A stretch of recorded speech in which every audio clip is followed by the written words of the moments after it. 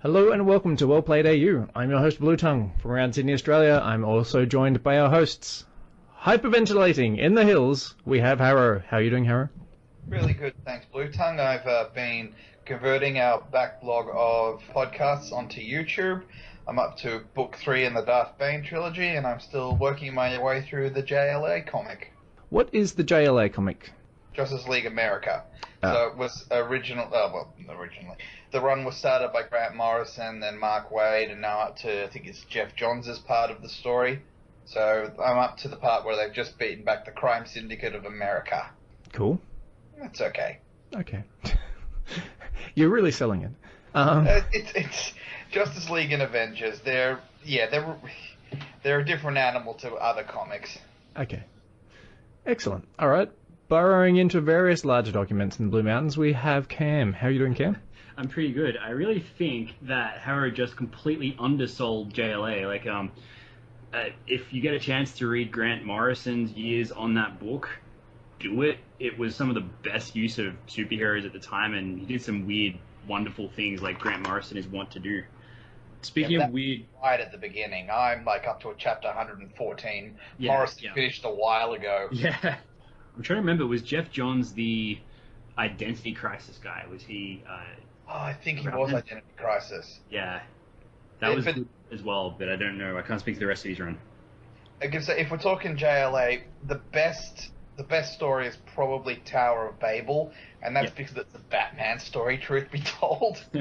And that's by Mark Waid, who did Daredevil and some other stuff we want to talk about. So yeah, we'll be talking, I'm sure, about JLA at some point in the future, but on less interesting stuff to others, but more interesting stuff for me, it looks like the PhD's actually done. It's with the panel as we speak, and within about a week I should hear back whether or not I can graduate in April. Fantastic. So yeah, I'd much rather graduate in April rather than October, so hopefully within a week. So when do you get to call yourself doctor? Once I've actually graduated. I don't think I'd get any kind of conference before then, so yeah, it'd be nice if I could call myself doctor before then. I mean, I can call myself doctor now, it just has no legal weight and no actual job attached, so... You could always be involved in some sort of nuclear experiment and get yourself, vaporized and then reappear gradually over time.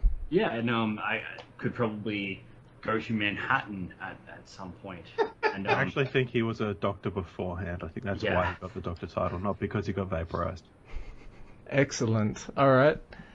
So, gliding. I didn't think of a clever one for you, I'm afraid, Bauxite. Well, how about heat stroking in from Gladesville? That doesn't really work, but I think it's more appropriate. Yeah, I'm doing well, Luke.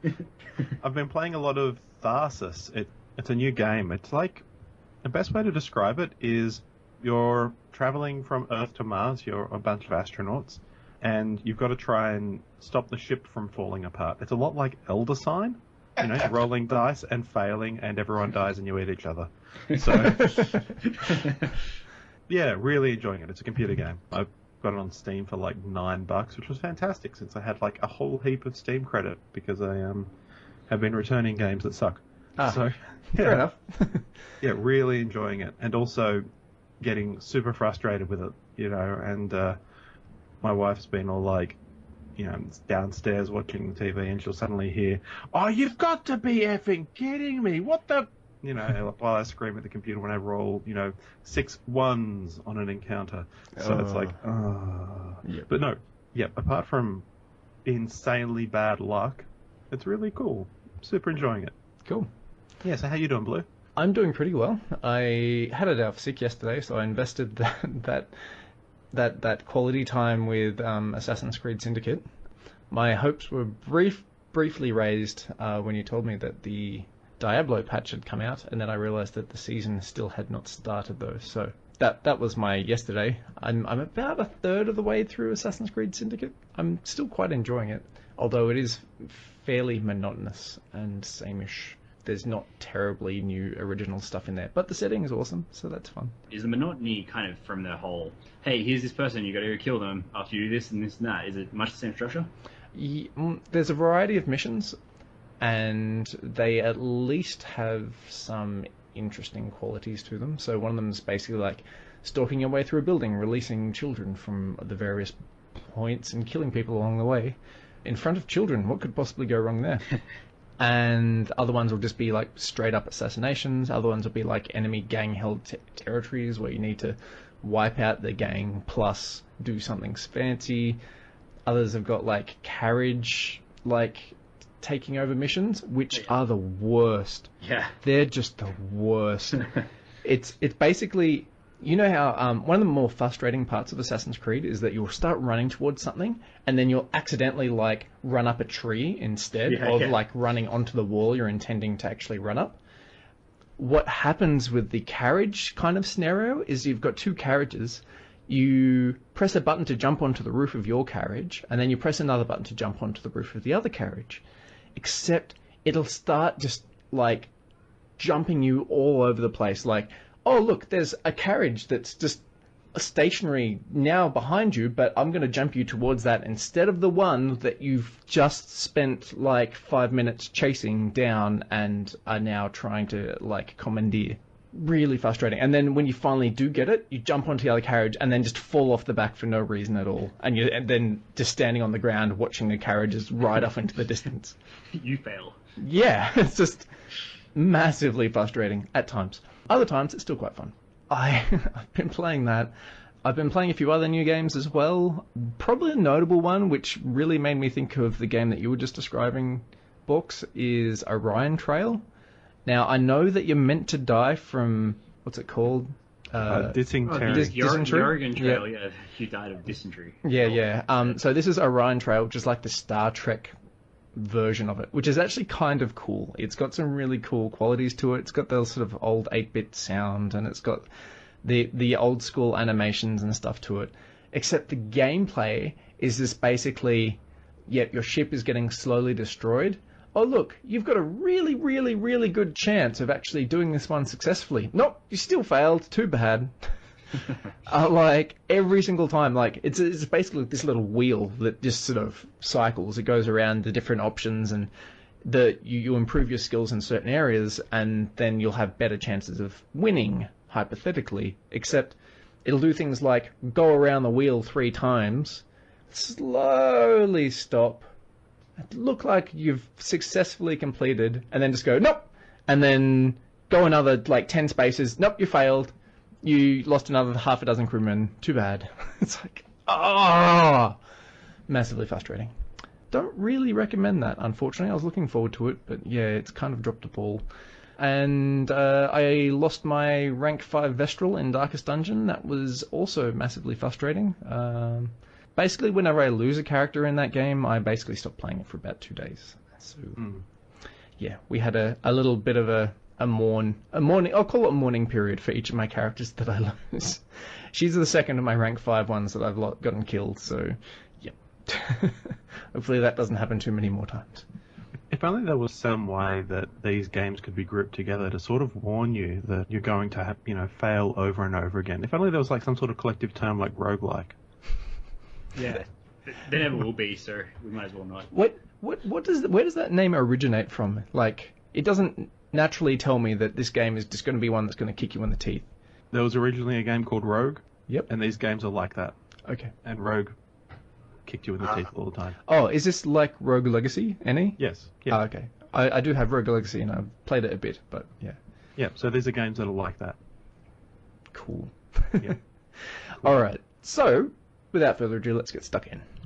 So, this week we are going to talk about our impressions of, unsurprisingly, Star Wars Episode 7, basically like everyone else. If you want to check out our previous unspoiled thoughts on Star Wars Episode 7, I would recommend that you go and check out Episode 7 of the podcast. That basically has us all with no knowledge of the actual movie and what plot twists may or may not take place. We're probably hilariously wrong, basically. Yes, more than likely we are hilariously wrong.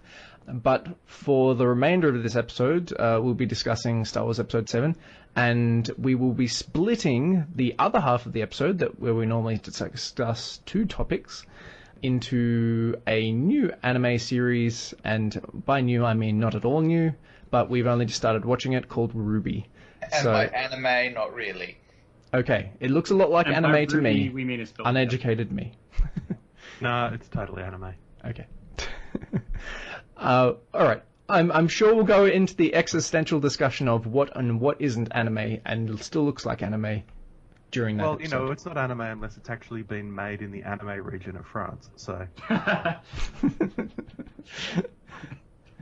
All right. So yeah, strongly recommend you go back and check out episode 7. Let's start. Spoiler warning. Yeah, we're really going to talk about all the plot twists. And let me just start by beginning with, I was so right. I was very, very right. Thank you. About Han Yep. Solo die? Yep. yep, Snape kills Dumbledore. Can I say I was right? I was very, very right. I said they were copying all the story beats from episode 4. And oh, I was so right. Can I say Yeah, I was absolutely. wrong? I was so very, very wrong. It turned out that Kylo Ren was Kylo Ren. He wasn't really anyone. Well, he was Ben, but he was not Luke Skywalker as I had originally thought. I think a couple of us got into the idea that it was going to be someone else under that mask, and despite the fact that we knew that it was going to be played by Adam Driver. So there you go. Yeah, but whether it was played by Adam Driver, playing Jar Jar Binks the Dark Sith or whatever, yeah. Yeah. Unfortunate that it wasn't Jar Jar Binks the Dark Sith, though we did discuss how it would be fantastic if they gave us that ending at least for one special cut of the movie, the Jar Jar cut. Someone on the internet will do it. If you check out how it should have ended from Screen Junkies, Yep. there is, if you check out the episode 3 one, you may have that itch scratched. All right, let's start with you, Bauxite. How did you feel about the movie? Look, I had a lot of fun. It was very enjoyable. While I was sitting in the theatre, that was great. There wasn't a moment where I was bored, except maybe the cantina. And even then, that didn't last too long. When I walked out of the theatre, I was like, man, that was so cool. That thing, where Kylo Ren kills Han, his father. I'm like, boom, that was awesome. And, there was that was a big reveal. And at the end where Rey goes up to Luke and hands him his old lightsaber, his father's lightsaber. It was like, wow, that's so cool, and it's a real cliffhanger to leave it on, and that was great. And then I walked out of the theater and I got over the wow factor. I guess it didn't quite live up to what I had expected, and it certainly didn't seem to fit with the pacing of previous films, or at least the original trilogy. It went fast, man. It's like, oh, hey, here's Rey, no one from a desert planet. Here she is using more force powers than in the first 15 minutes of her realizing that she's a Jedi than Luke had in his entire 3-movie trilogy. So, I mean, Luke never does a Jedi mind trick. And she goes, hey, that sounds like a cool thing I can do. I'll go do that. So, well, I mean, he does, but not as explicitly as Obi-Wan or Rey or Qui-Gon or anything like that. But, she's like all the Force all the time. It's like, in Empire, Luke is like, hey, my lightsaber is like 2 feet away and I'm going to like struggle to try and get it to jump to my hand. Admittedly, that was after he'd just been hit in the head with it by a giant ice monster. Yeah. But Rey's like, hey, I'm a Jedi. I can do things. My lightsaber is over there. I'm just going to... Yeah, here it is in my hand now. Cool, I'm awesome. It's like, That was such a dramatic reveal, that part, though, that sort of her catching it. Yeah, well, I guess my questioning is, why? Why does she have so much force power? I mean, compared to even someone like, Anakin in The Phantom Menace, or he's untrained and he's not using the force that much, but he's meant to be like off the scale in terms of force power. So I'm wondering what her history is, where she's from. What I'd really like to see is if George Lucas could make one brief reappearance and then have her midichlorian count quantified for us in the movie. That'd make it great, wouldn't It's wouldn't over you think? 9,000. No?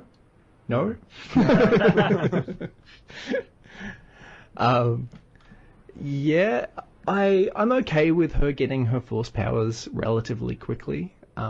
She does seem to struggle at least a little bit, briefly, before she then executes each of her force abilities perfectly. So she, like the first time she tries to mind trick the stormtrooper, she fails. Well, she sort of does. She's like, "Hey, you're going to let me go," and he's like, "No, I'm going to tighten those bonds." But you know, Then she he's sends it more deeply, and it works. well, yeah, because she's got an authoritative voice, like a man's voice. Yeah. I really was quite disappointed with 007 in that scenario, though. Yeah. So the stormtrooper in that scene was Daniel Craig. Yes. Yeah. Also cool. known as JB007. Yes, they did that. Totally awesome. Nerd kudos for that one. Really? That's awesome. Yeah. So yeah, that was really cool. I loved the cameo there. And it's even more hilarious that he didn't actually take off his helmet. So, what about you, Harrow? What did you think? Overall, it's an enjoyable movie. Like Bauxite said, not bored at any part of the movie, but yeah, when Bauxite and I saw Ant-Man, we left the movie going, oh yeah, that was fun, and that was a good movie, and it wasn't until I was driving home that I realized, wait a minute, this is just Iron Man rehashed. In Star Wars, I didn't even have to make it to the car ride home. You could tell in the first 10 minutes it was just Episode 4 rehashed. They were not subtle about it at all. Completely unapologetically copying the first one. Hang on, it's not as if there was a force user with mysterious parentage on a desert planet, picked up by Yeah, I know. Han Solo and the Millennium Falcon, and oh wait, no, that's exactly what happened. Oh no. But what about the part where there was the old beloved character who, towards the end of the movie, basically sacrifices himself to? Oh yeah, wait, no, yeah. I was just blown away by a weapon capable of destroying a planet in one shot. Man. No. The big thing was that it could destroy 5 planets from far away. I was like, yeah, but I mean, hitting that same Death Star beat, it's like, oh, really? I know the first movie did jump the shark a little bit, because what's more scary than blowing up a planet? Blowing up 5 planets. But, yeah.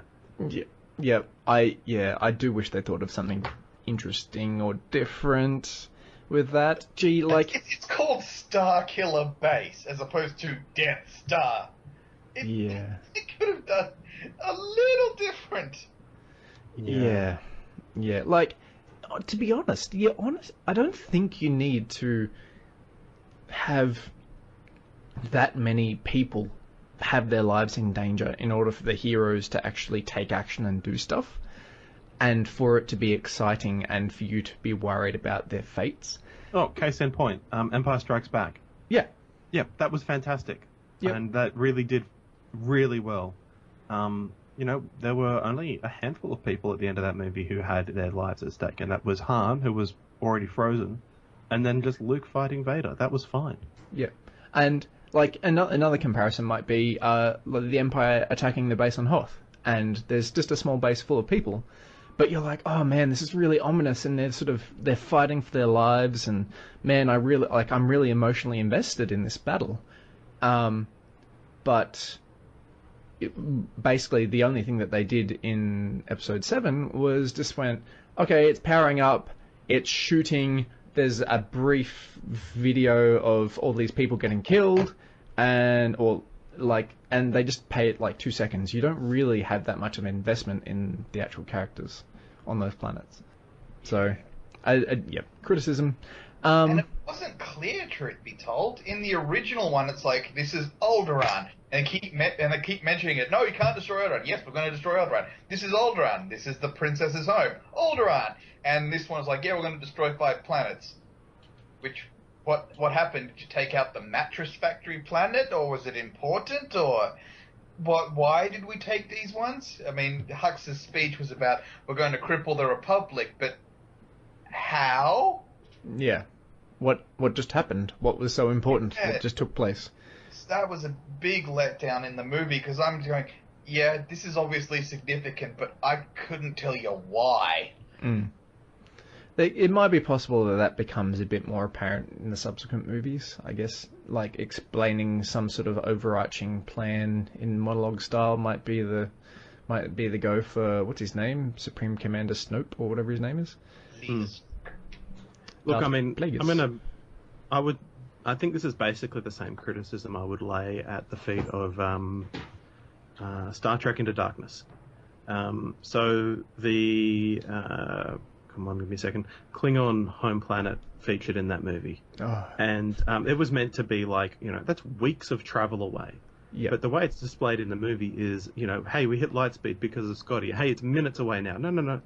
At warp 5, it's still weeks of travel away. Yeah. But the movie is just so fast paced that sort of thing just isn't dealt with at all. And yeah, I think he's done the same thing as Star Wars. I would have been very happy with a lot slower pacing, but that's not what Abrams really does.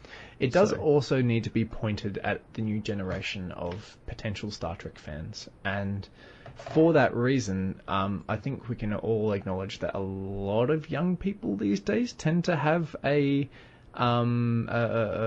expectation that they're of like constant entertainment. Damn Gen Y, get off my lawn. That's right. But that's kind of what the audience that they're trying to capture with this movie is. So I can see it from that perspective.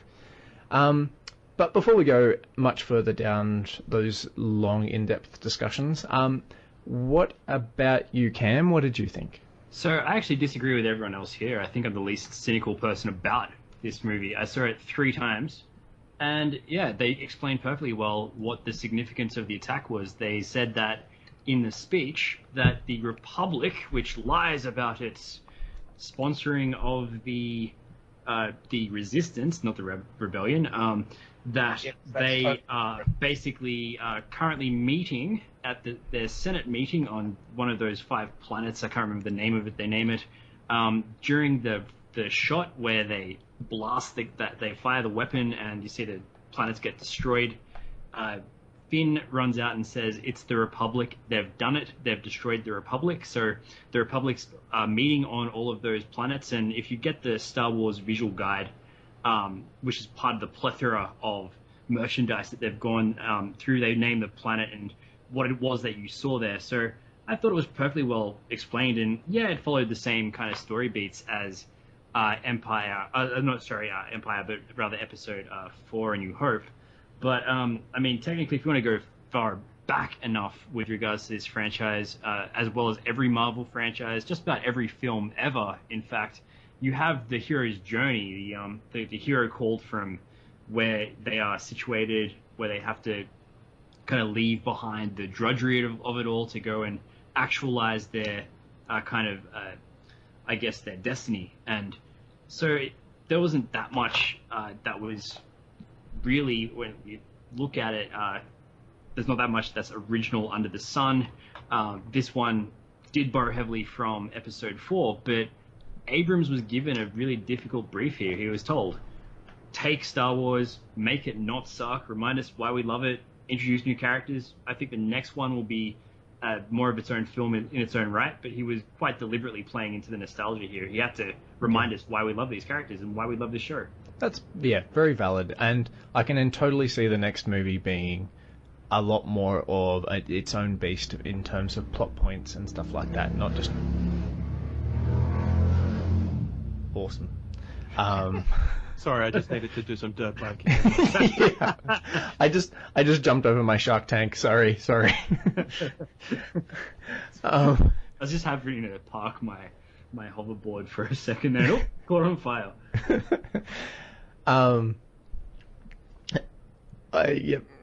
Mind blank, and I can totally see the next movie being its own beast in terms of plot points and where it takes the story and introduction of maybe even more new characters and other stuff going on. So, don't get me wrong. The criticism that I'm cynical about. Did I say Star Trek? Star Wars? Whatever. You're cynical about both. Yeah. Look, I had a fantastic time. I really enjoyed it.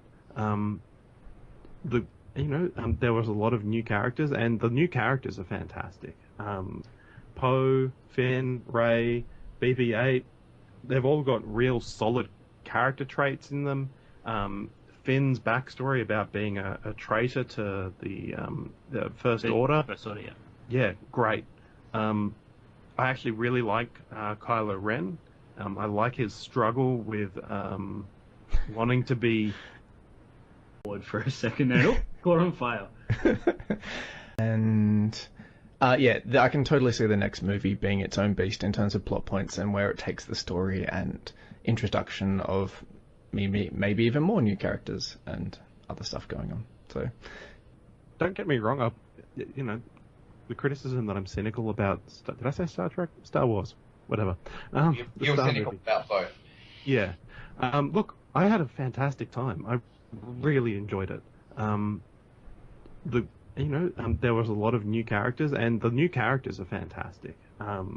Poe, Finn, Rey, BB-8, they've all got real solid character traits in them. Finn's backstory about being a traitor to the First Order. First Order, yeah. Yeah, great. I actually really like Kylo Ren. I like his struggle with wanting to be... What? No, I was just laughing at Darth Tanty.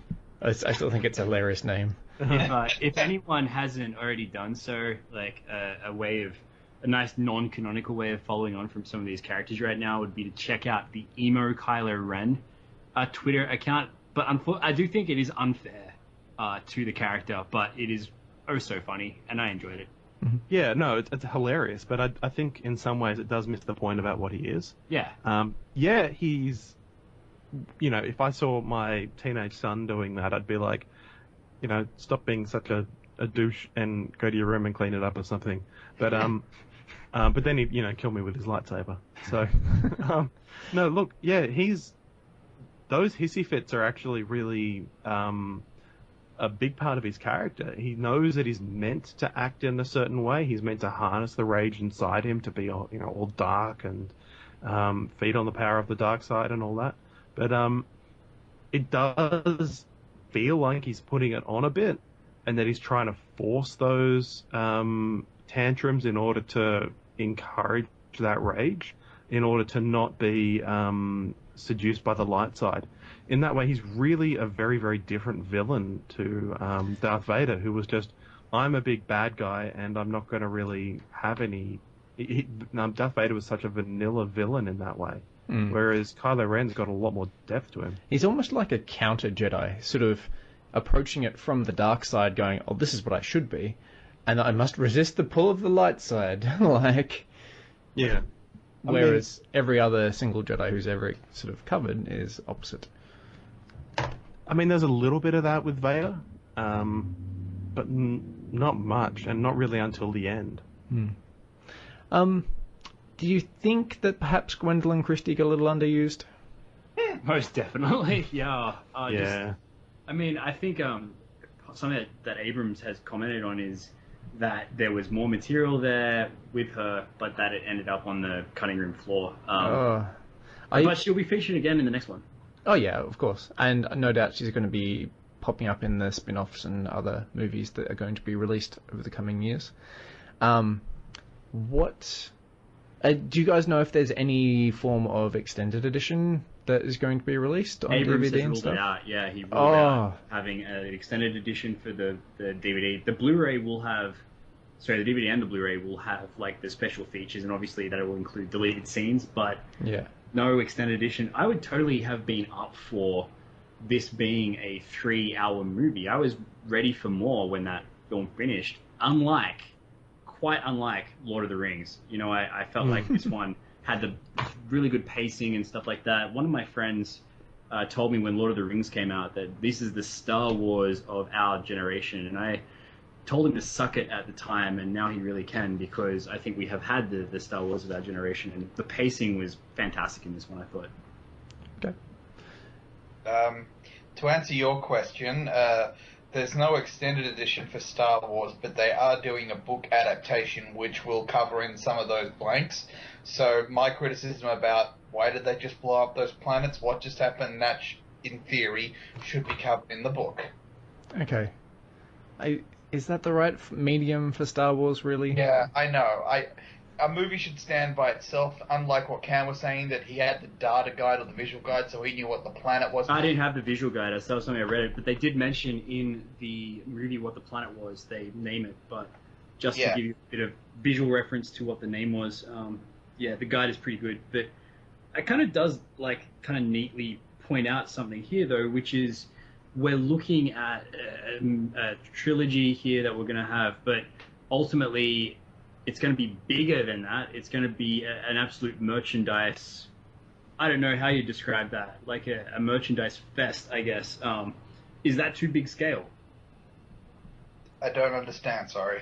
So is it like that they've oversaturated us with merchandise here and, the tie-ins and everything like that? Are we going to grow tired of Star Wars again? No. I still don't understand. What do you mean too much merchandise? And look, I've gobbled this stuff up, so to speak. I've gone and I've bought over time, I think 3 shirts already from this, or had some of them given me for Christmas. Somehow people knew I liked Star Wars. I don't get how. I want to get myself a BB-8 and all that sort of stuff. I bought the game, but I'm pretty indicative of the kind of crowd that they're looking for here. But is there such a thing as too much merchandise, or? I'm sure we'll discover that next Christmas when we get our first spin-off movie and characters we're not quite so invested in, and seeing if that sort of lives up to what we're hoping for. I don't think you can get too much merchandise, but you can fall into the trap where a lot of comic book movies do, where the trailers show too much, and then there's the game and the tie-in game, and the tie-in games show stuff. Yep. Then there are the tie-in toys, and the tie-in toys show stuff. And by the time you go in, from all this merch, you've already pieced so much of the story together. They have done a great job of not doing that with Episode 7, and there's crap for it everywhere. Yeah, I'm glad that there's not a really dodgy, ordinary game that has been released along with Episode 7.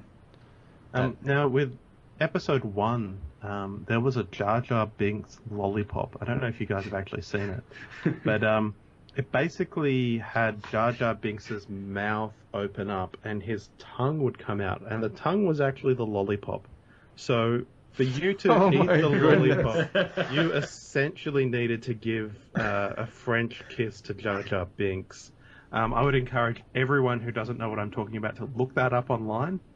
The tongue itself has got, warts on it as well.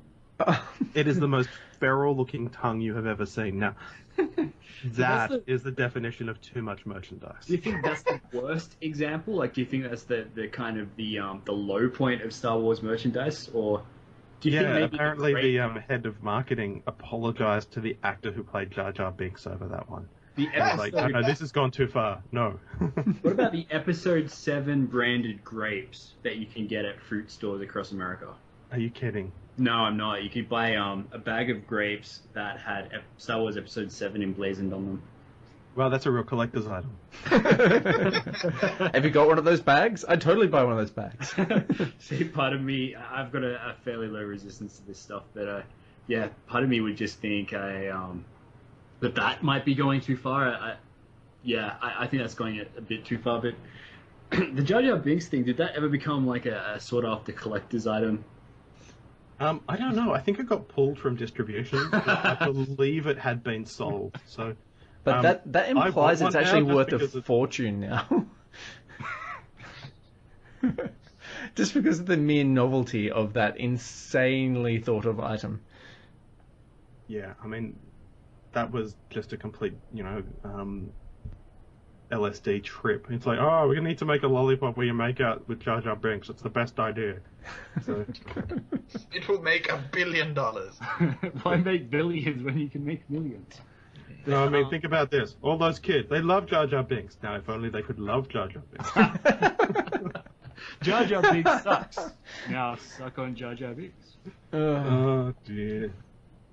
All right. what other points in relation to episode 7 did you guys have? I'm going to say I'm not like the rest of you. I didn't like Kylo Ren. I did actually like your description of it, though, that, you know, he's working himself up to try and put himself into a bit of a cycle to draw on the dark side. But seriously, do any of you guys have younger sisters? No. Yes, I do. Yeah. I'm gonna say, you remember when you... So Harrow's interested in being set up with your younger sister. It's a bit too late for that. She's already spoken for. But in terms of where Harrow was actually going with that one, is that how he came across, do you think? It's like that when your younger sister doesn't get her way. It's like, oh, I'm not getting my way. Oh, so no one loves me. Oh, so my life is so hard, and they work themselves up into a tantrum, and that's what it is, and that isn't scary to me. Kylo Ren, a tantrum throwing Darth Tanny isn't scary. Would she be scary if she had a lightsaber when she was throwing her tantrum? Or if she had it was very powerful in the ways of the Force and kind of was you know, someone who was willing to kill their father in order to demonstrate how, you know, devoted they were. But, sorry, no. You can get a tanny is a tantrum is a tantrum regardless of the toys you've got. Yeah. Okay. Well, I can't speak from that experience, but yeah. Let's just say that character feels really, really immature. Yes. Absolutely, he is, and I think that's meant to come across that way. I don't think he's meant to be A wizened old Force user. Yeah, he's not Darth Vader. Yeah. He's not. And I think, you know, if they went the same way, if they said, okay, we're going to get this new character, he's got a mask, a lightsaber, he's the big bad of this film, and we're going to make him more like Darth Vader, but amped up, more powerful than Darth Vader, a more threatening kind of character. Too much the same. We've already complained about too much of the same, and they've done a retread here, but they've kind of subverted the character to make him whiny and unlikable in just about every way, including you can't really admire the guy. How about this? Can you guys see him coming over the light side in the sequence of movies? Yes, I can see it happening, but I hope it doesn't happen. Mm-hmm. Bauxite? I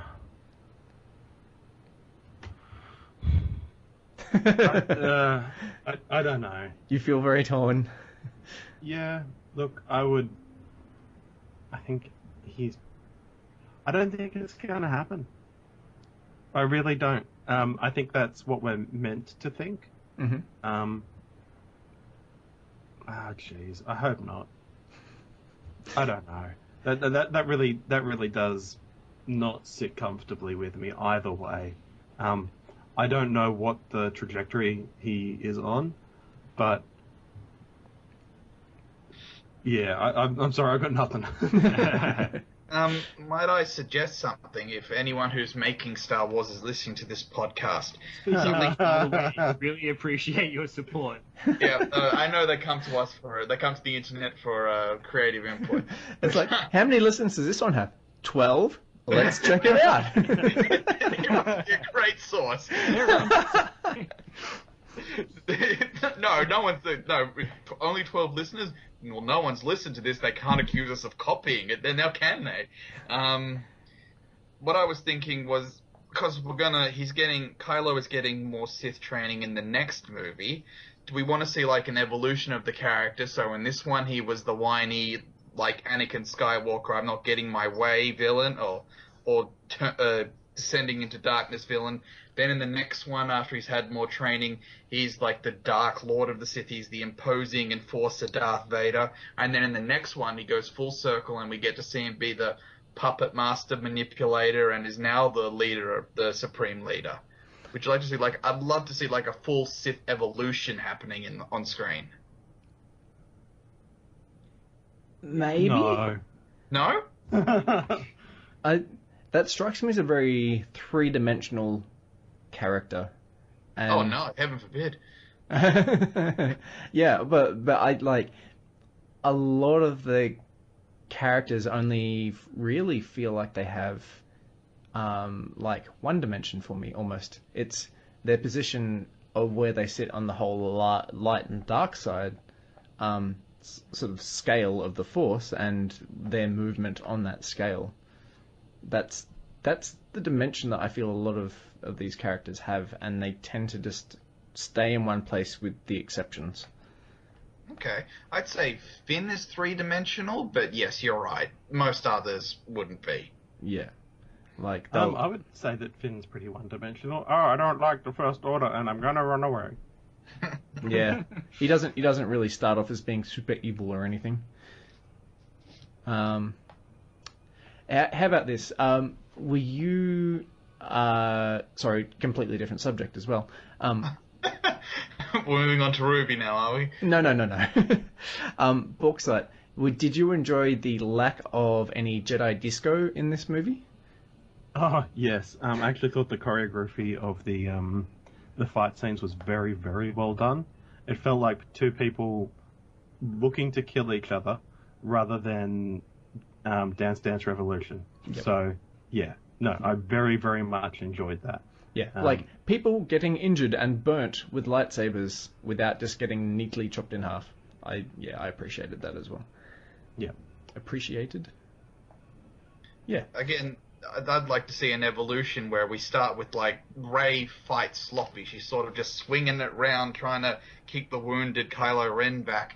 And then next one, after some training, she's a bit more elegant. I would like to see that evolve, see them get better at it. Well, better is a relative term.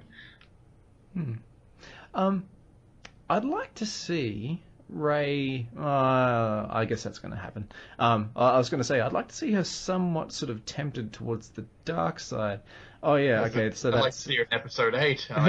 Yes. But yeah, that's going to happen regardless. So yeah.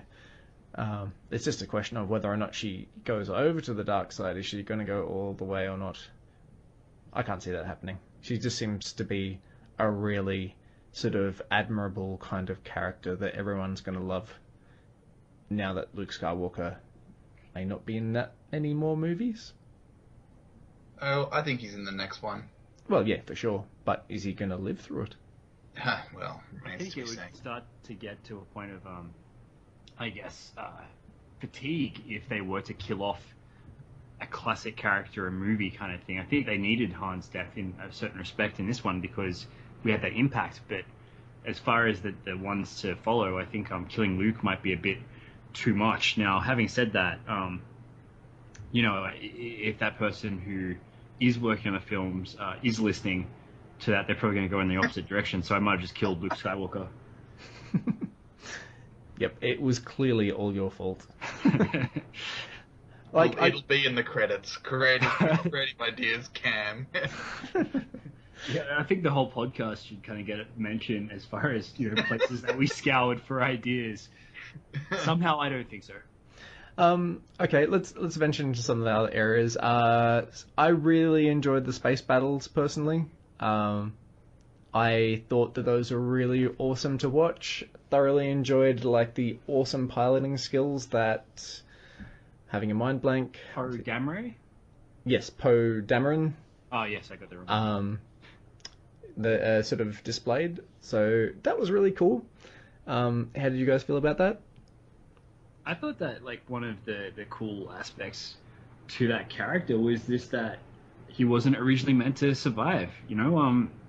He was originally planned to have died in that TIE fighter crash, and then Abrams liked him enough to keep him around. So I'm glad that they did that. Yeah, that's really cool. Yeah, it was a bit weird how he didn't die.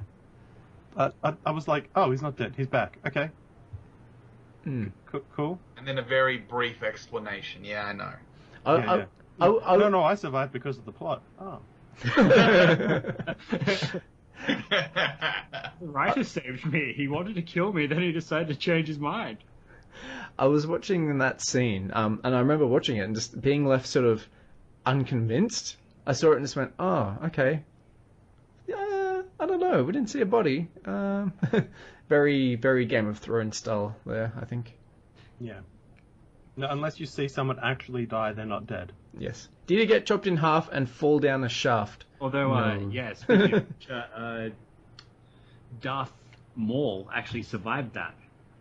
So... What? Yeah, Darth Yeah. Maul survived having He his survived. legs chopped off and being knocked down that shaft. So What? yeah, No, well, he's dark side. Being dismembered doesn't kill you. Oh, good. he's also from a race of characters that can survive that apparently. Zabrak.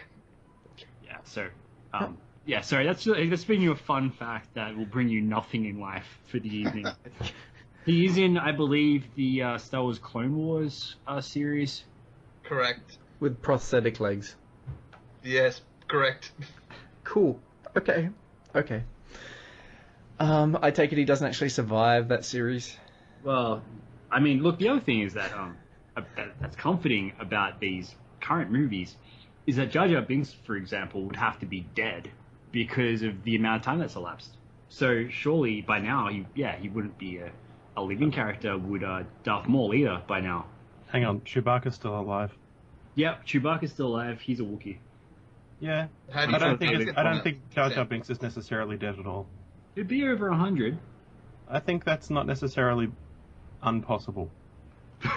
For a Gungan to live that long. I don't know. I'll look it up on Okay, Wikipedia. More importantly, for someone that annoying to live that long, I'm sure that by now he would have annoyed someone to have wanted a lightsaber in the face. That would be the best thing ever. You know, one of the things that Disney redid in the canon when they bought George Lucas. Yes, Gungans only live 9 years. That's their entire lifespan. Yeah. So I've learnt a valuable lesson today in today's podcast. If I'm going to chop a Zabrak in half, I need to do it vertically, not horizontally. No, if you do that, you get 2 Zabraks. That's how it works. Oh, right. They duplicate. Oh. All right. Okay, so apparently Gungans live about 65 years. So he could still be alive? No, he's probably pretty dead. That's comforting. Something that J.J. Abrams had basically said he could do jokingly was to include footage of his skeleton in the desert so everyone knew he had died. So I was looking in those desert scenes to see if we could see Jar Jar Binks' corpse. I don't think it's there. Well, if he didn't die on screen, he ain't dead. Come on. He's going to come back as a zombie. Which they also did in the Clone Wars. Please continue. All right. Yeah.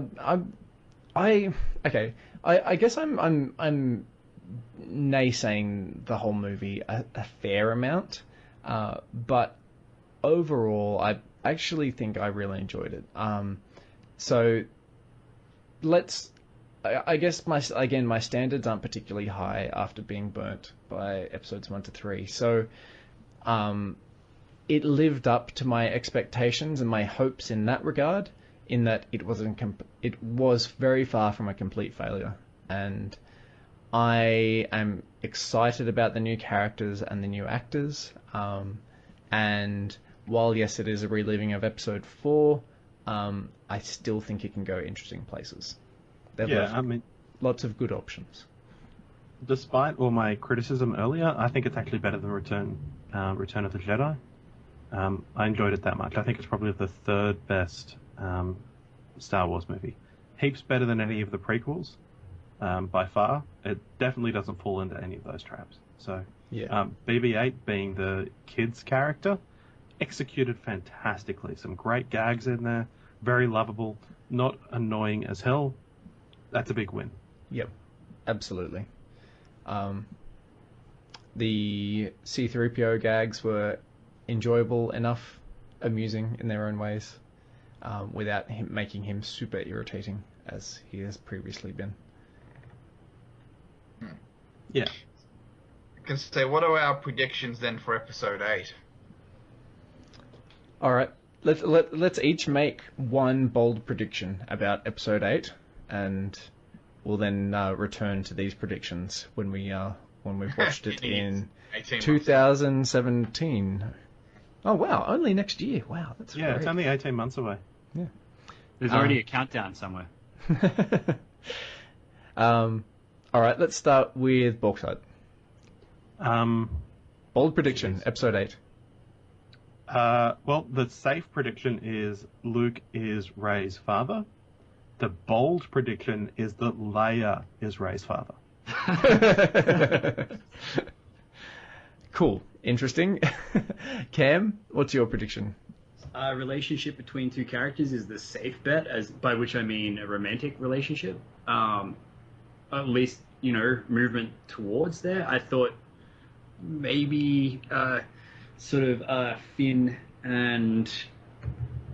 I'm sorry, I'm having a terribly sexist moment and can't remember Daisy Ridley's character, Rey. Yep. So maybe Finn and Rey. There was a terrible think piece, though, that was released predicting Poe and Finn, basically, first gay couple in Star Wars, which was wrong for two reasons. One, why do they have to be romantic? Like, this is such a great friendship thing between the two characters, for one, but for two... Why can't it just be a bromance? They're not... Exactly. Just because I think in this day and age, to have that kind of bromance depicted on screen was actually really good, because Finn didn't necessarily have a name, didn't know that he was capable of being a good man, and having this guy who was his first genuine friend in the world, that was cool in and of itself. You don't need to make that romantic, for one. But for two, we've already got a gay couple in the Star Wars universe. They're called C-3PO and R2-D2. But that's besides the point. My bold prediction will be the return of the Jar Jar Binks character in some form, if only to be cut down in the first 5 minutes of the movie. Okay. No, I would love it if, Jar Jar Binks is, frolicking around on the surface of a planet going, "Oh, here's a Millennium Falcon. Hello, Han, ha," or whatever. Or, "Hello, Chewie." And then the Millennium Falcon just lands on him and just crushes him. That would be fantastic. In fact, anyone that's listening that has any kind of rudimentary 3D animation skills or voiceover capacity, feel free to make that. That would be a tremendous addition to the internet. But if you could use Bauxite's voice, that'd be great. Yeah, that wasn't bad. All right. What about you, Harrow? Bold prediction? Bold prediction would be that Snoke dies. I think it's possible, but unlikely. And a safe prediction, I think we're going to see some Sith training, because we've got Jedi training in Empire. I'd love to see how you train a Sith. Like a cool training montage with Eye of the Tiger being played. Yeah, give me Eye of the Tiger or the montage song from Team America. Okay, so we start him off. We don't immediately start at the child murder, unlike episode 3. And we'll go, okay, we want you to kill some innocent people. Rabbit murder. No. Go after children. No.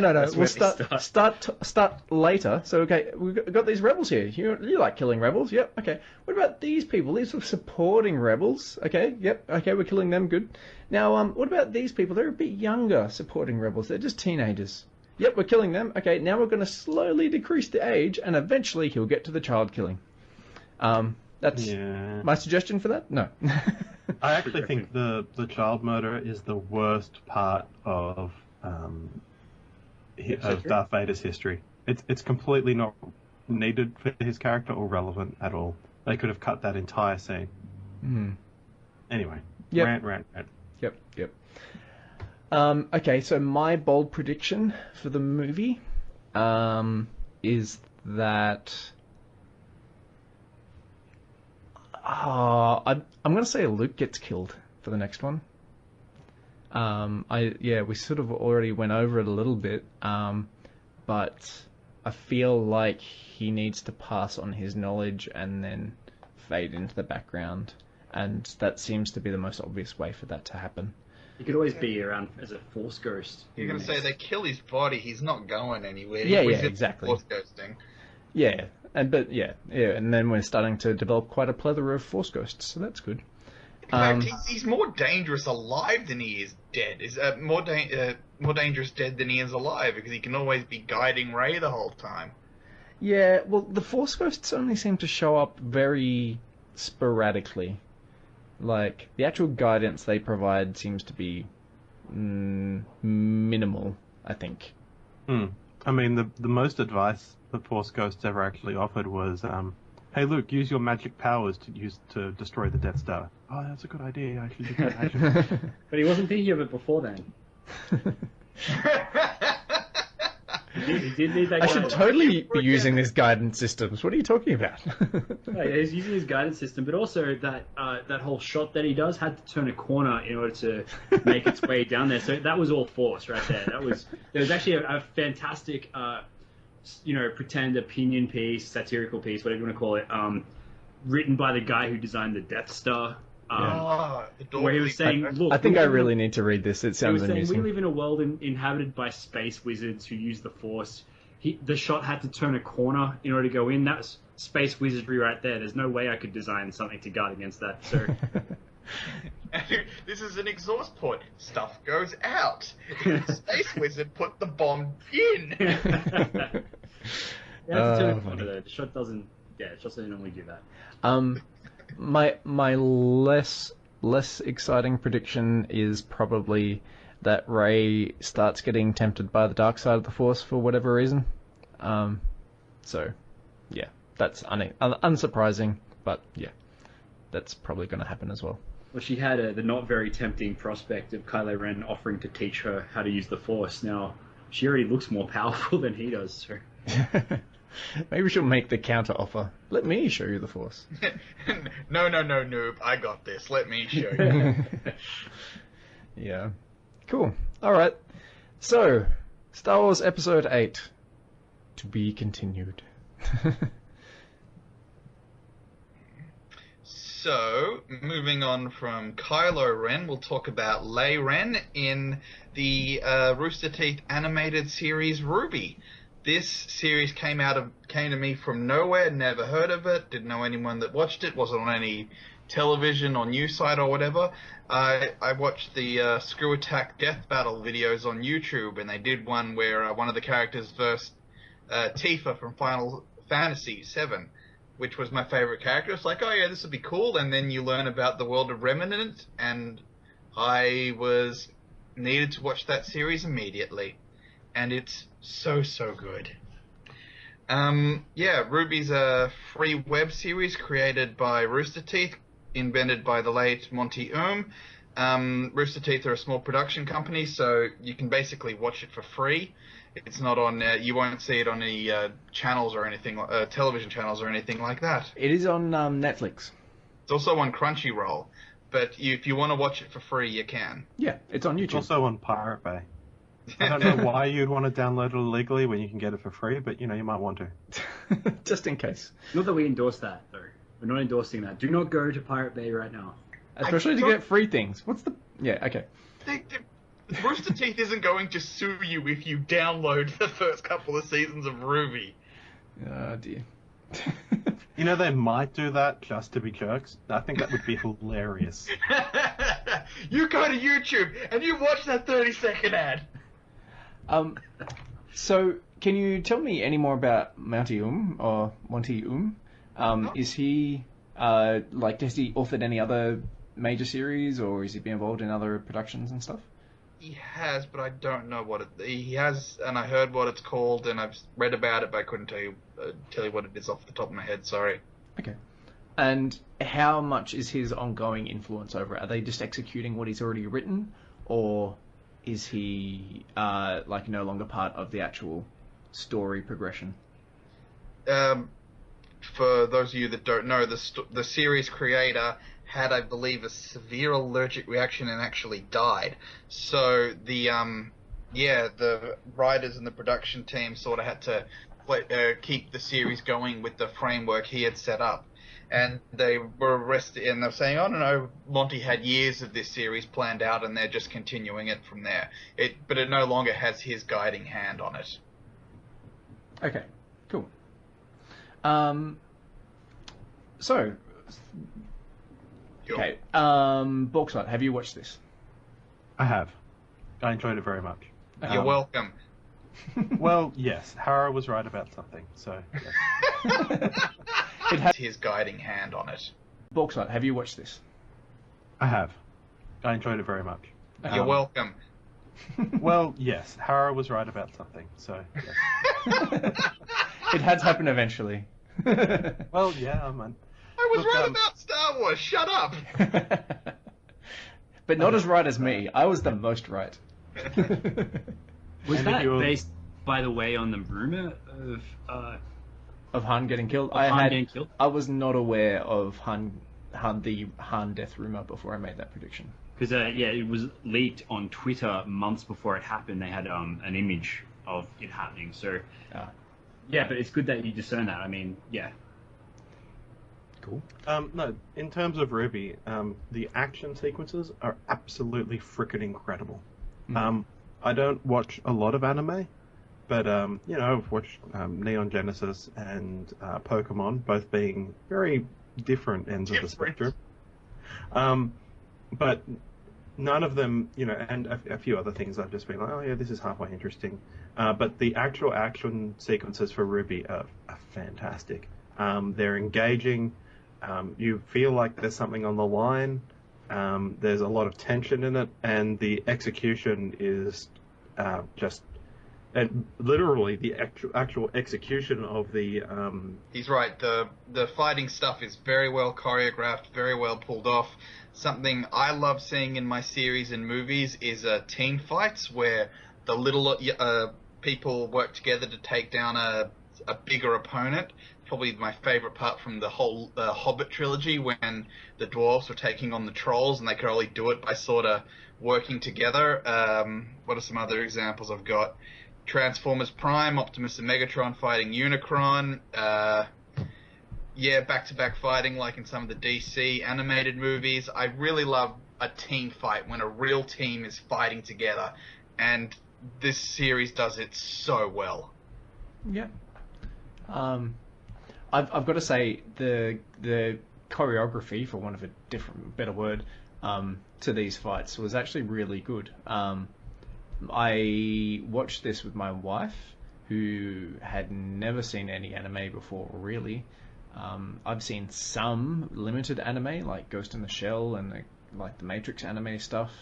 But yeah, this was actually entirely different and thoroughly enjoyable at the same time. So that was great. Did your wife like it? Yeah, she did. Okay. Let me rephrase that. She liked the fighting parts of it, and there were other parts of it she really enjoyed as well. But there are some parts that she was a bit critical of too. So yeah. No, it's got that whole kid pluckiness of the main character, I guess, where she's all like, I'm the brave hero, and I'm not going to take anything super seriously, and that's cool, awesome. I like confidence. Yep. She's a very extremely optimistic character, and it's really funny, especially when she gets shot down or she does something wrong or something bad happens. They translate that really well into the script. It's really fun in that way. That's a really positive point, I think, for the whole series in general.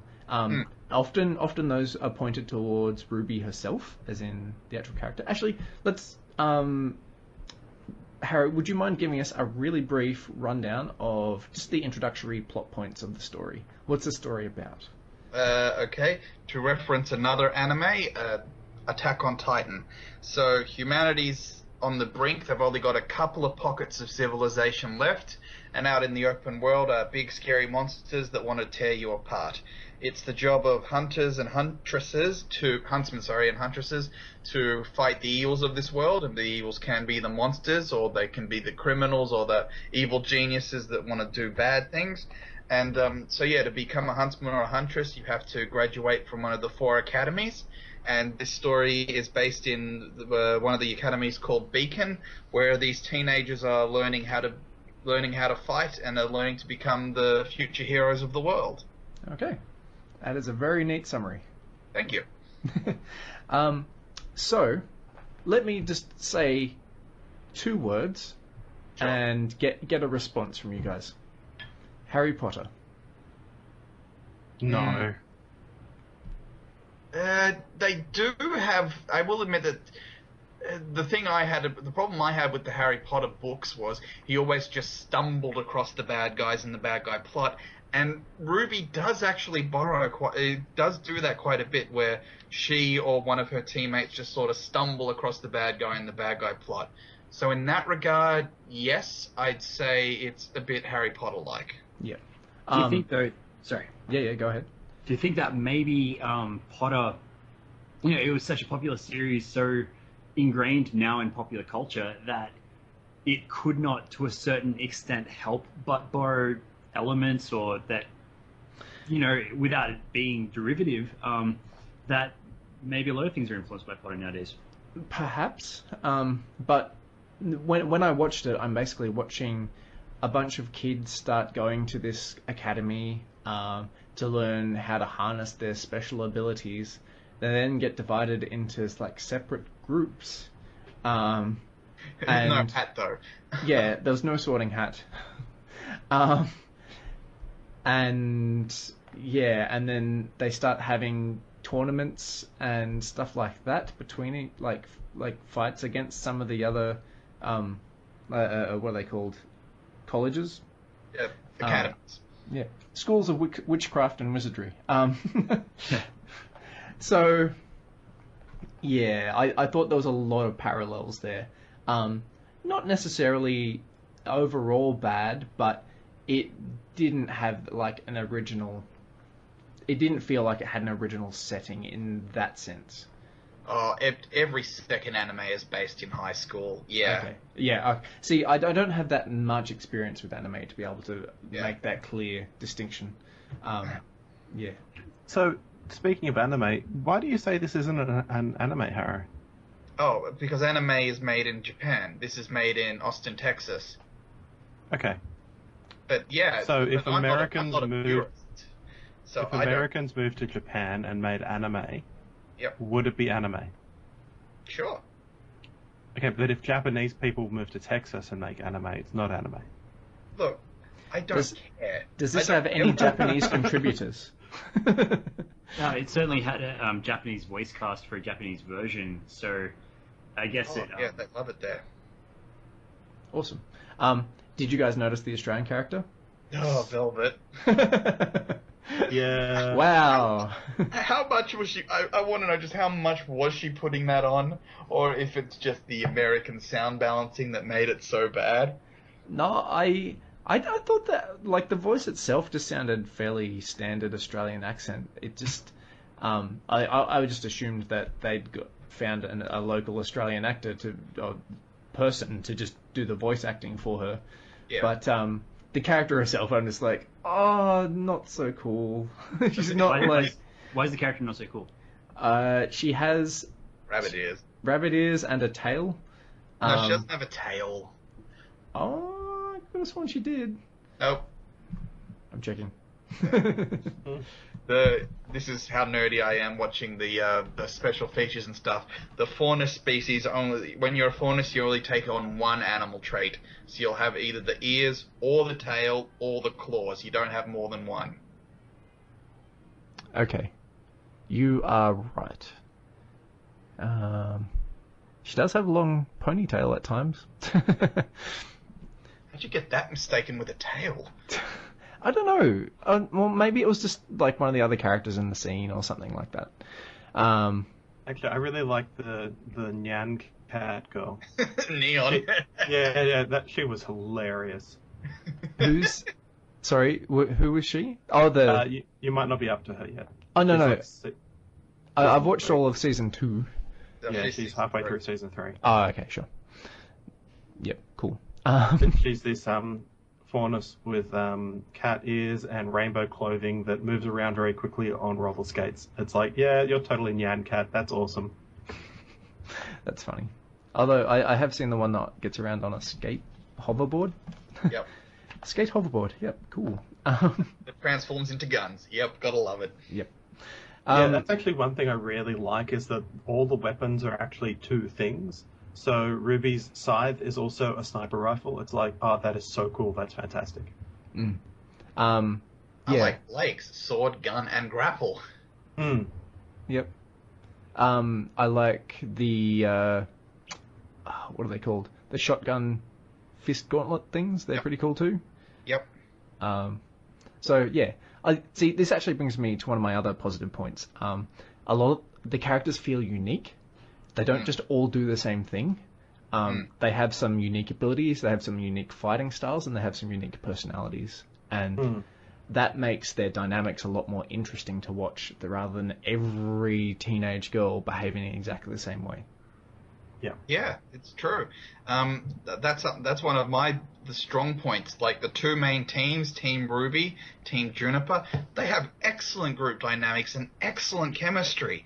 And some of the supporting cast, not so much. Like in season 3, when you look at some of these other teams or other characters they introduce, they don't have that same chemistry. But the those main characters really, the group dynamics. It takes me back to Stargate. Look at it like that. That was the thing that really surprised me because Rooster Teeth is this tiny production company. They only have one sound booth. The girls aren't playing off each other when they record. They had to they read it all around the table to get themselves into it, and then they record it, and it still record separately, and they obviously edit it together to make the conversations, but it still comes across really well. Cool. Okay, so the very first thing I noticed about the show, and ironically this again links in with what you were just talking about, is the sound.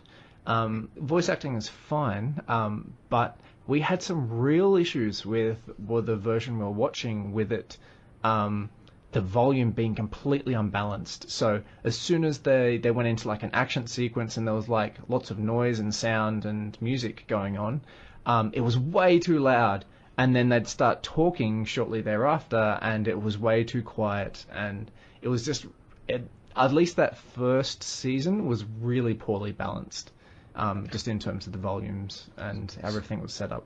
Maybe so how were you watching it? Netflix. Okay, interesting. Yeah, because I didn't have any problems with that, and I was watching it partly on YouTube and partly on the Rooster Teeth side, so yeah. I've got the first volume on DVD, and you can play it as a movie, and I didn't have that problem, actually. Yeah. It may have just been maybe there were some environmental factors or something like that from when I was watching it, but it really felt like that. Like I changed the volume on while we were watching it about 4 or 5 times. Okay. It was super irritating. Yeah. So that's a relatively small criticism because, like, we could all acknowledge that. Don't expect too much visually out of the first season. Yeah, look, except for the action sequences. I mean, it's very, very obvious where the budget went, and that was on the action sequences. People standing around and walking, it looks like ass. It looks like complete ass. Yep. Like 90s video games. Yeah. And background characters. No. You get silhouettes, no characters. Yeah, so the environments and that sort of stuff, non-existent in the first season. And you've got to start somewhere. I totally understand why that happened. As you can no doubt tell with this podcast, without intro music and bumpers and stuff like that. They may get done one day, but not in the immediate future. This is where we're starting, so yeah. But, I mean, to be fair, it was done on almost zero money. So, what they've done with no money is fantastic. Yeah. And they were very wise in spending their money and doing the hard work of the animation in the right places. Yeah, the bits where people are talking and introducing each other and, developing character traits and all that sort of thing. Yeah, that's fine, but it doesn't need to be visually stunning. Yeah. But when they are, using their scythes and stuff to jump over chasms and then decapitate a giant bird, it's like, no, this is awesome. And, and it looks great. So. Yeah. Excellent. Yeah. It's a bit of a downside that the animation quality for the first season is not that great. It improves a bit to the second and improves again in the third, as best as I can tell. But yeah, don't expect heaps out of the non-actiony sequences. It's not Pixar Studios, people. Yeah. I would say if you're just like a fan of animation or you find animation interesting, watch it just to watch how it evolves over the last 3 years. They make some amazing strides. Yeah. So another one of my points, and ironically, after going over the fact that a lot of the characters are unique, do you think there is perhaps too many characters, or is this just a trait of anime that I'm unfamiliar with? A lot of anime introduces a lot of characters, and they just like Naruto, Bleach, Dragon Ball Z. They introduced all these characters in arcs, and for some reason they kept them around. This has a lot of characters, but I don't feel like. Maybe you could say Sun and Neptune are just being kept around. But besides that, I think they're using the characters well. Yeah. Sorry. I think I've been sort of spoiled on Game of Thrones in terms of number of characters to keep track of. So yeah, this wasn't challenging at all. This was fine. Yeah. So let me draw this example. Do you guys remember the action sequence when? Okay, let's assume we start vaguely venturing into spoiler territory here. Oh my goodness, they do some fights. The sequence when they a lot of the stuff starts spewing out of the earth and they have to fight them. Yeah. Yep. Do you guys remember the role of Neptune and is it Sun? Yep, Sun. In that sequence? Nope. They really had no point in being there. They didn't do anything. No, you're not actually entirely right there. They did one thing, and that was flash their badges and went junior detectives. Yeah. Yep. And then high-five each other, and that was all that they did in that action sequence. Yeah, and then agreed. Look, they seem to be... they're keeping them around. Yeah. But then we got Team Coffee, who were awesome. They're the second years, or the... Yeah, the second years. Yeah. They were kind of cool. And no doubt we're about to... Or I haven't seen Velvet's special abilities and her weapons and stuff yet. But... Yeah, the point that I want to raise with that is that those two characters got no screen time in terms of actual cool fighting sequence, and as sort of an indication that they're starting to hit the threshold on how many characters they could put into a fight scene effectively and make them all still cool and unique. Sun was good at the end of season 1. We got to see him go, and I think whoever invented the nunchuck shotgun needs to be knighted. But yeah. But yes, you're right. He came in and he was awesome at the end of season 1, and they're just sort of keeping him around. Yeah. And then in the tournament, so season 3 they have a tournament, and they're introducing a lot of new teams. But because it's a tournament, they're getting eliminated just as quickly. Yeah, true. Eliminated, I mean losing. They're not dying. No. But at the same time, all those characters are, I assume, being introduced to a purpose, as in they will show up again in the story at some point. I don't think so, Bauxite. Do you think, like, Team Bronze and Team Indigo and those other loser teams we saw are going to make a reappearance? Team Coffee did. I thought they were a once-off, and they were awesome when, they were in that season 2, and then they made a reappearance in season 3, and that was fantastic. I think these other teams are going to appear again, maybe briefly, and I think Neon, for instance, has enough coolness about her that she'll make a comeback. I really hope she does. She was awesome. Yeah. Oh dear me. But I think you're right. I think there is a certain point where, and I think it's probably about 12 people that you can have in a fight scene and everyone does something interesting. But, yeah, and maybe you can't pull that all the way to 14. But, Sun doesn't... His role in the series isn't to be an awesome fighter. He's a semi-love interest for Blake. So... And, he does pull off some interesting fights in Season 3, so... Yeah. I don't know. He's not amazing, and, in fact, that entire fight scene with Neptune and Sun were just... That was comic relief more than anything else. Yeah. So, yeah, I don't know. It'll be interesting to see where it goes. And I would like to see more Team Coffee, actually. Coco's awesome. Yep. I'd like to just Yatsuhashi, just... Dirty great big sword, brute strength. It doesn't require much more than that. Have you guys read David? I want to say David Eddings, the Tamuli? Yes, I have.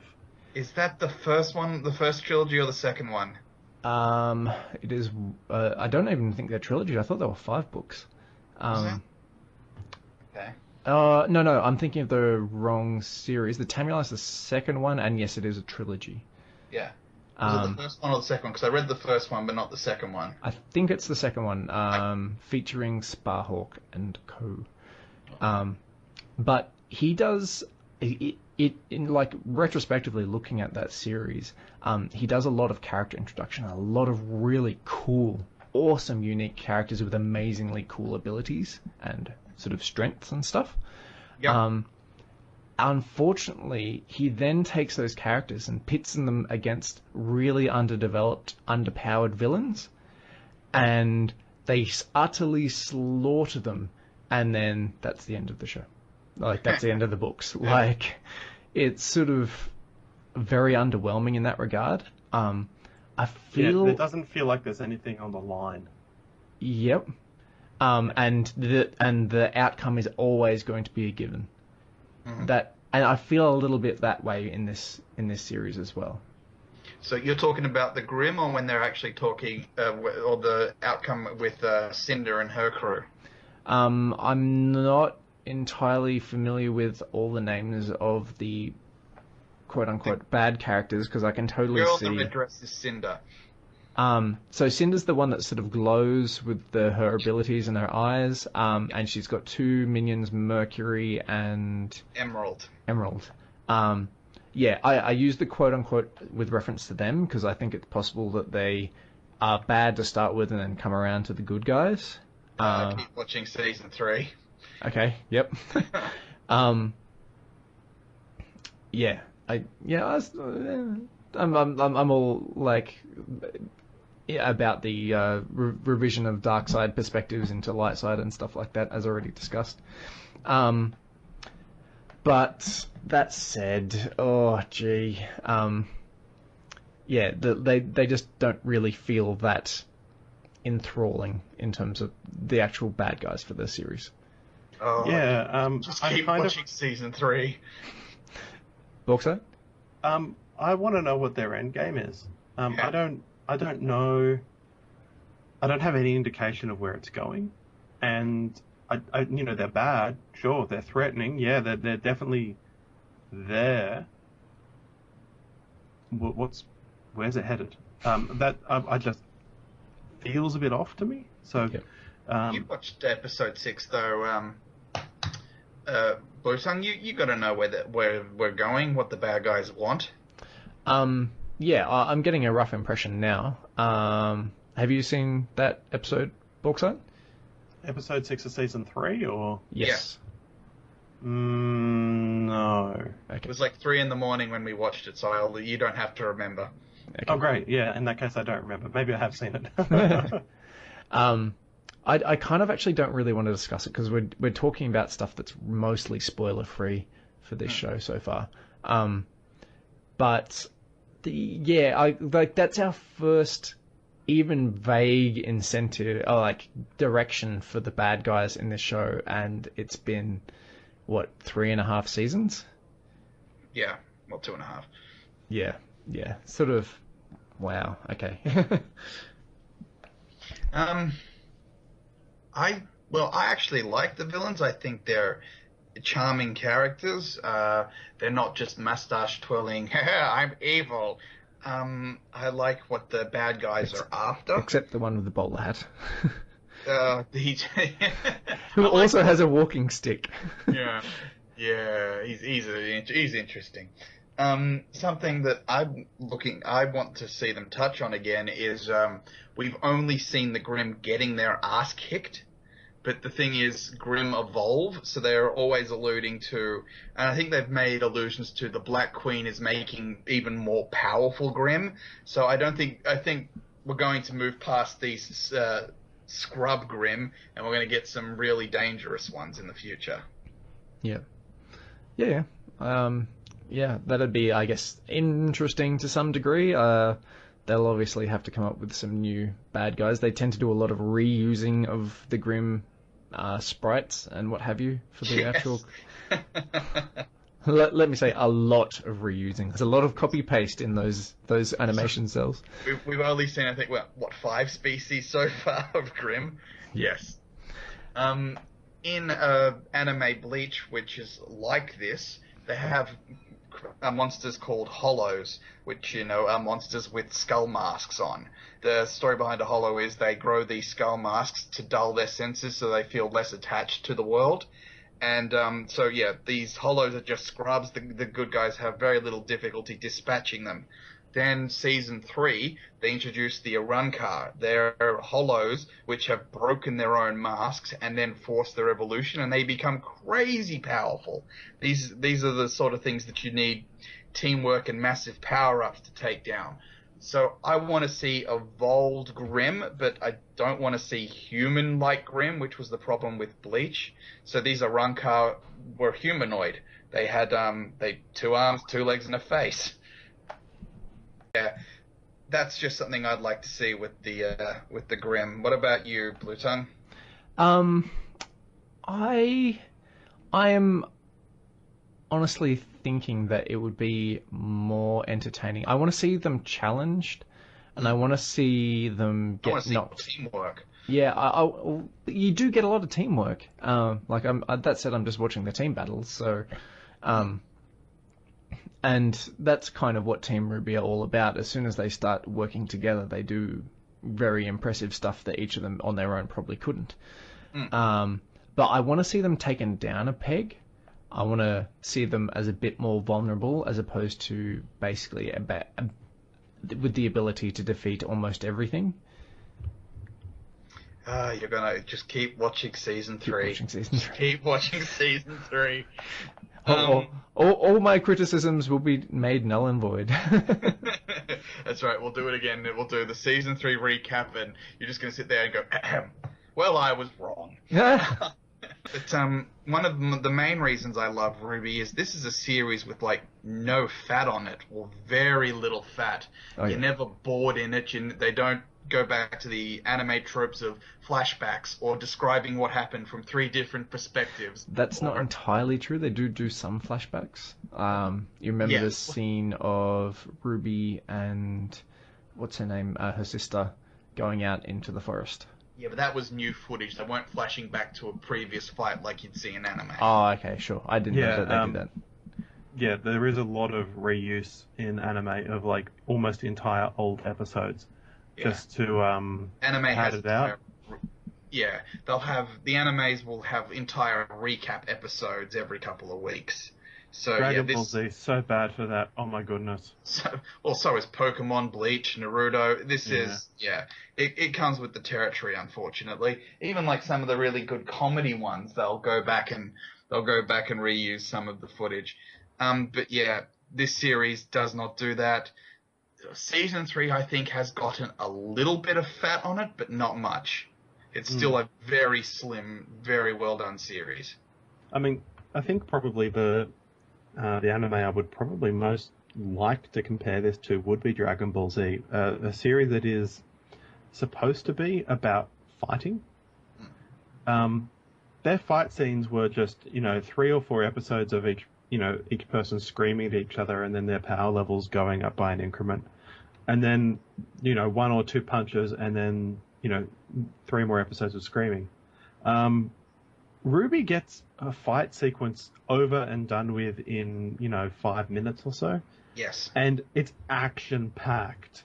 It's flips and cool things and amazing decapitations and bouncing off the terrain and really awesome interactions, which is fantastic. Yeah. So Dragon Ball. This isn't just that I love Dragon Ball Z, so take this what I say with a grain of salt. But DBZ is more epic. They will build up their villain. So this is the villain. This is why he's evil. This is how he is acquiring his power. And then they'll build up the hero to, okay, here is my challenge. Here is what I need to overcome. And then RWBY is more here's some bad guys, or here's an opponent. We're going to confront them, and we're going to win by working together. So Yeah. they're different animals. They are, absolutely. Yeah. And in fact, that theme of working together and overcoming is really well expressed in the opening credit music for season 1. Yeah. Actually, the opening credit music for all of the seasons does very well, I guess, give you a bit of a primer of the tone of the season.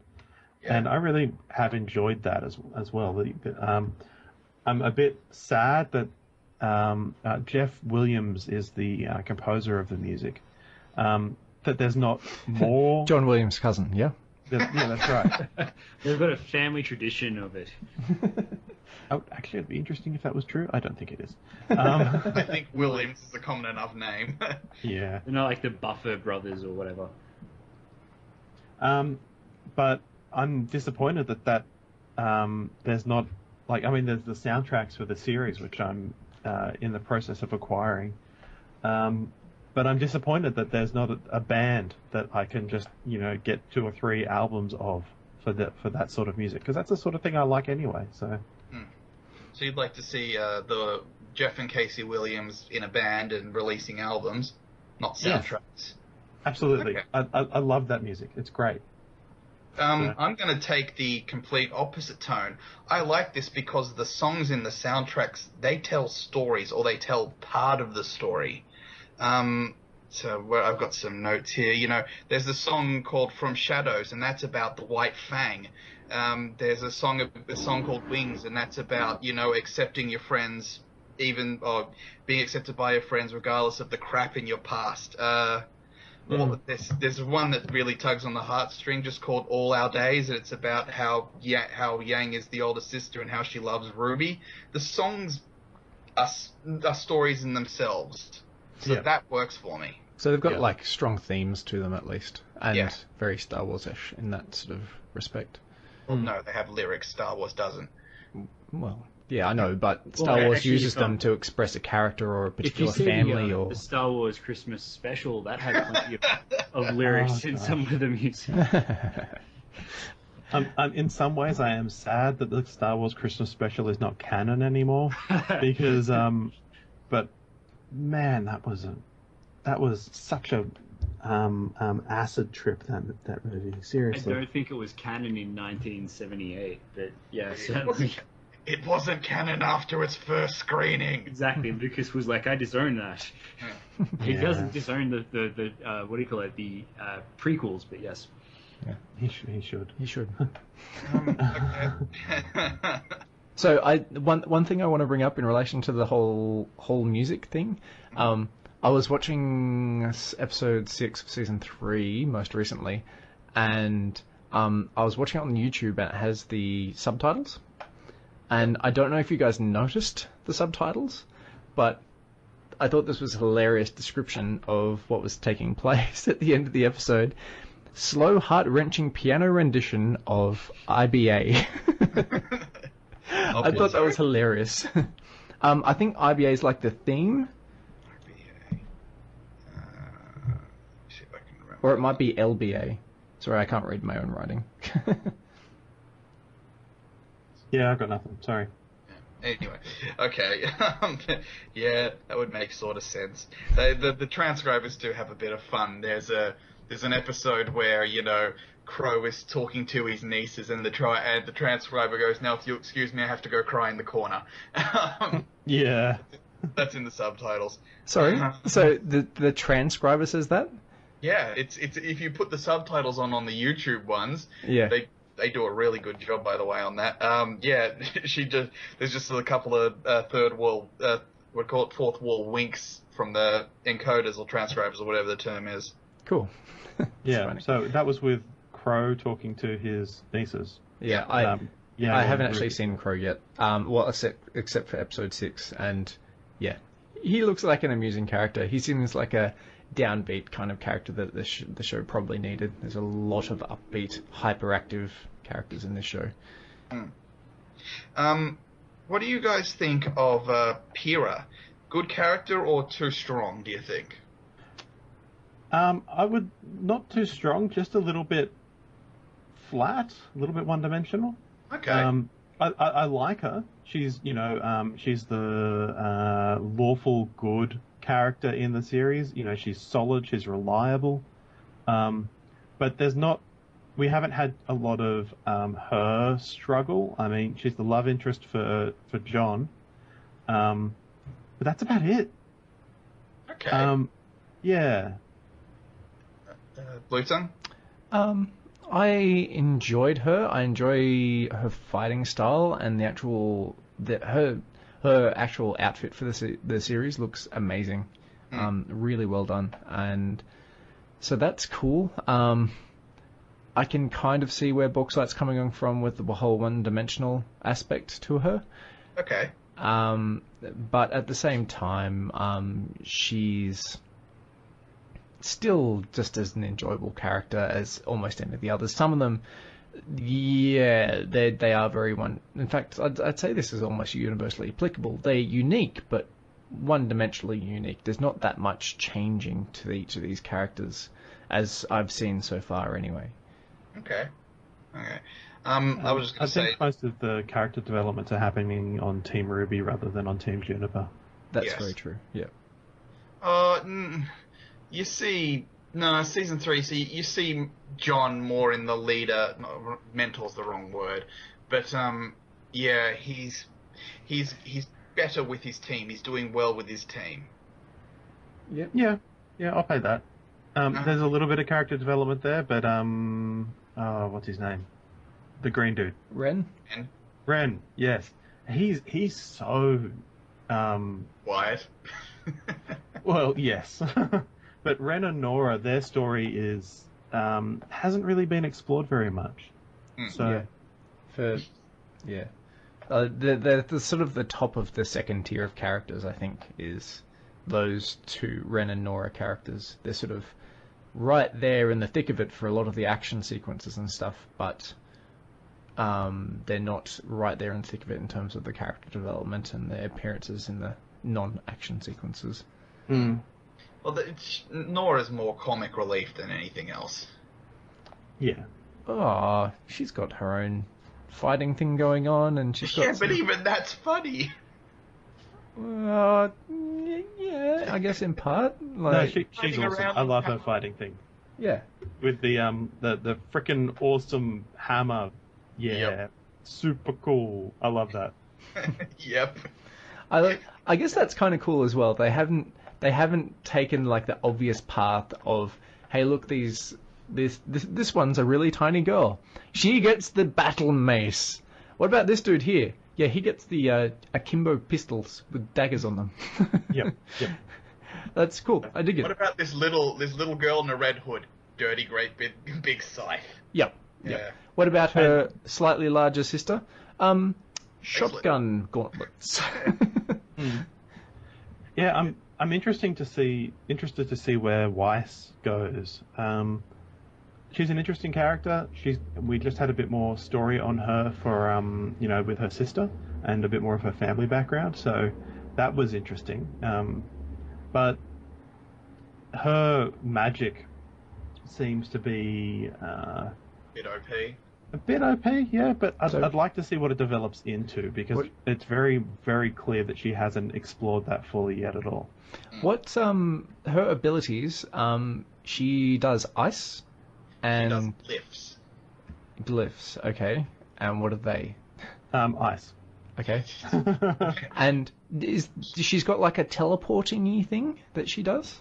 No, she doesn't teleport. Okay. She can use glyphs to move around. So use it to propel herself, or use it to walk where she can't walk, or use it to hold someone in place. But yeah, she's got glyphs, and depending on what sort of dust you use with the glyphs is the result you'll get. So sometimes, one type of dust in a glyph will give you a little cyclone. Another type will give you those ice shards. Another type will allow you to move around. So yes. Okay. And cool. She's meant to be able to summon fallen foes. Yeah. So that'll be interesting. What about the one with the bow? I can't remember her name. Blake. Blake? Yeah. Just She Sub-Zeros. That's what she does. I was gonna say she Naruto. She makes clones. Yeah. Yeah, and by Sub-Zero I don't mean like freezing, icy stuff. She makes a clone of herself, which they then punch. Yeah, takes the hit. Yeah, I think there's also more to it though, because you can see her when she'll do slashes with her weapon, and it'll send an arc of sound energy. I don't know what it is, so she can attack from range with her swords. So that she's got something else happening. Yeah. Okay. Yeah. I'm just gonna say my last point that I've got here is why this series works for me is yeah, it takes your typical anime and it turns it completely on its head. In your most Shonen Jump stuff, so Bleach, Naruto, Dragon Ball Z, it's all the guys fascinated, wanting to get stronger. It's all about them and overcoming their challenges, and all the girls are just sort of their minor characters and need to be looked after. This one, it's the other way around. The girls front and center, the guys are the weak ones off to the side, and the girls are about working together. Pyrrha is the great example of that. In most other animes, there'll be the best in the class who is who will be a introverted douche. Everyone is beneath him. He has no interest in anyone else, just himself and making himself better. Pyrrha's the best in there, is the best around, and she feels isolated by it and sort of wants to bring her teammates up to her level or bring her teammates along with it. So that's why I think Pyrrha really works for me, because if this was a standard anime, she'd be a douche. I do like her character from that perspective. There's one thing I did notice about this series, which I'm a little bit, I don't know, is the relationships between the characters feel very juvenile. They are children. It's almost as if they're kids, yeah. Yes, I don't understand why that is the case. No, but like the way the actual series is expressed, like I don't think they necessarily had to do that. But I think it's is that a standard anime thing, or is it like just this series, or what's the? No, most anime shows focuses on relationship. This is how character A responds to character B, but this is how character A now responds to character C.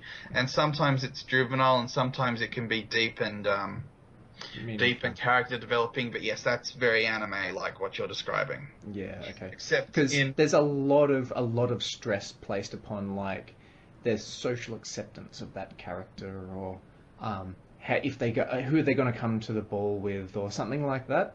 Yeah. That's more Western, I think. Really? In anime, when it's the male character, the humor and the relationship will be, okay, I'm the main guy, I like that girl, and I am completely suck at expressing myself, or I embarrass us, or stuff just keeps popping up, and yeah, that's how it would work there. This one,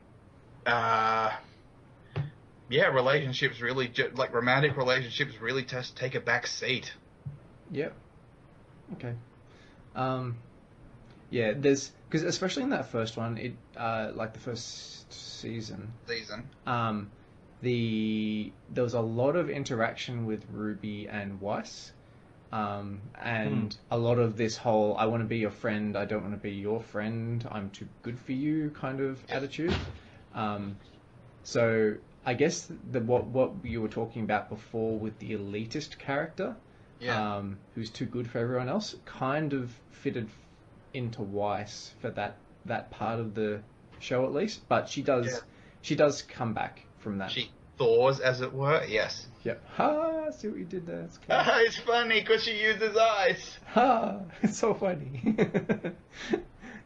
Yeah. Excellent. All right. So yeah, as we've already said, you can watch this for free. So it costs you nothing, and be safe in the knowledge that the animation does improve somewhat over the subsequent seasons. So the first season doesn't actually set the benchmark, as it were. Yeah, I would almost recommend skipping. Actually, I would recommend watching the advertisement for the video game that they've got. I don't know if that's in-game footage, but it is a really excellent indicator of the sort of level of animation you can expect later on. Yeah. And it's spoiler free, and that can tell you where the animation is headed, and basically give you some hope that it's not going to be so, oh my goodness, terrible as it is in the first episode. I mean, that pilot was, wow. So many silhouettes. So many silhouettes. But I mean, they start fleshing out characters in the background much later on. Yeah. Seasons 2 and 3, they're not silhouettes anymore. They're actually groups of people, and yeah, they use the same sprite over and over. But it does get a lot better as the budget improves. Yeah. And I can actually see season 4 being much bigger because RWBY's getting around. People are starting to hear about it and know about it. So I think it's going to be a lot better. Yep. Harrow, have you played the video game yet? No, I'm not really in for button masher brawlers. Yeah. I hope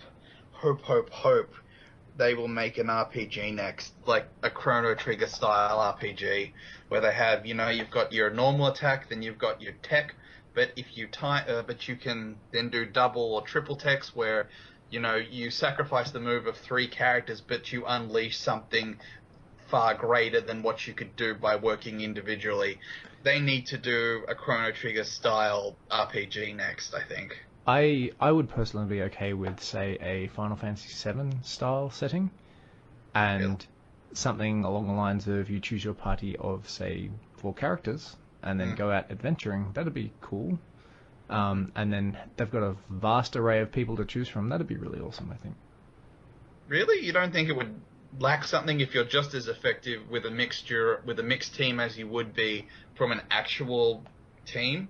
So, you could go with RWBY, Pyrrha, Sun, and the Neon Cat Girl, and be just as good as if you had all of Team RWBY or all of Team Juniper? Yeah. I'd like to see them sort of work with some of the abilities of the other characters, and maybe you get some sort of bonus if you take an entire team of like Team Coffee, Team whatever. But at the same time, I'm still okay with the whole idea of let's not unbalance the game and force you to play down these particular paths. Let's let you play with anyone you like and mix and